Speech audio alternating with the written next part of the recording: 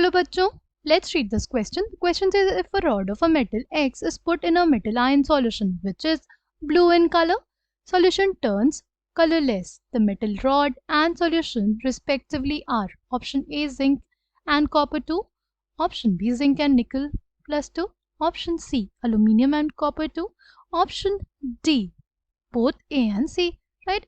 The key concept for this question is reactivity of metals.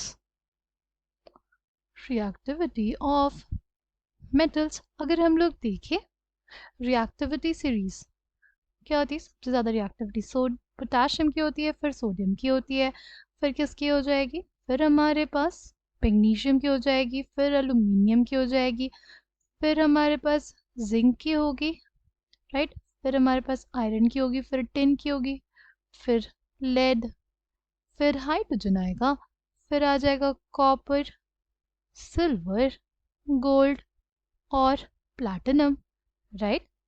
ये हमारे पास order हो गया किसका, ये हमारे पास ऑर्डर हो गया रिएक्टिविटी सीरीज का, राइट। पोटाशियम जो होता है वो हमारे पास मोस्ट रिएक्टिव मेटल है, राइट। पोटाशियम हमारे पास क्या है, it is most reactive metal, और प्लैटिनम हमारे पास क्या है, लीस्ट रिएक्टिव मेटल। प्लैटिनम हमारे पास क्या है, लीस्ट रिएक्टिव मेटल, ठीक।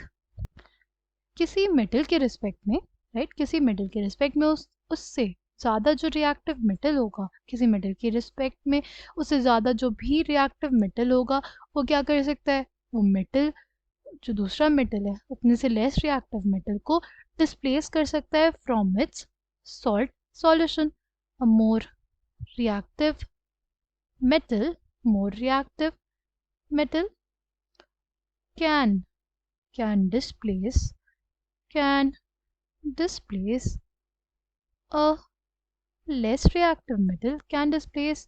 a less reactive metal, from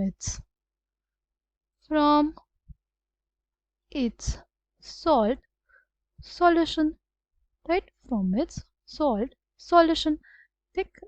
एक मोर रिएक्टिव मेटल एक लेस रिएक्टिव मेटल को डिस्प्लेस कर सकता है फ्रॉम इट्स सॉल्ट सॉल्यूशन। अगर हमारे पास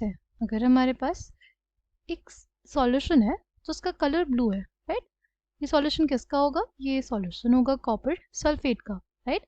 इस कॉपर सल्फेट के सॉल्यूशन में अगर हमने एक आयरन की नील रख दी, राइट, कॉपर सल्फेट के सॉल्यूशन में हमने क्या रख दी, एक आयरन की नील रख दी हमने, ठीक है। नेक्स्ट टाइम जब हम लोग देखेंगे उसको तो वो जो सॉल्यूशन होगा ना वो ग्रीन कलर में बदल जाएगा, राइट। वो ऐसा क्यों हुआ होगा, क्योंकि आयरन जो है वो कॉपर से ज़्यादा रिएक्टिव है और वो क्या बना लेगा, FeSO4 बना लेगा, और FeSO4 जो होता है ना उसका कलर क्या होता है, ग्रीन होता है, उसका कलर क्या होता है, ग्रीन होता है, राइट। कॉपर सल्फेट के सॉल्यूशन में, राइट, ब्लू कलर का कॉपर सल्फेट का सॉल्यूशन था, उसमें हमने आयरन नील रख दी, तो आफ्टर सम टाइम जब हम उसको देखेंगे तो हमारे पास जो सॉल्यूशन का कलर है वो क्या हो जाएगा, ग्रीन हो जाएगा। क्यों ग्रीन हो जाएगा, it will be due to the formation of ferrous sulphate, right. Iron जो है वो कॉपर से ज़्यादा रिएक्टिव है, इस वजह से वो कॉपर सॉल्ट में से उसको डिस्प्लेस कर देगा, राइट, और बन जाएगा हमारे पास ferrous sulphate which is green in colour, right. यहाँ पे इस क्वेश्चन में दिया हुआ है कि मेटल आयन सॉल्यूशन में हमने एक रॉड डाली किसी पर्टिकुलर मेटल की, राइट,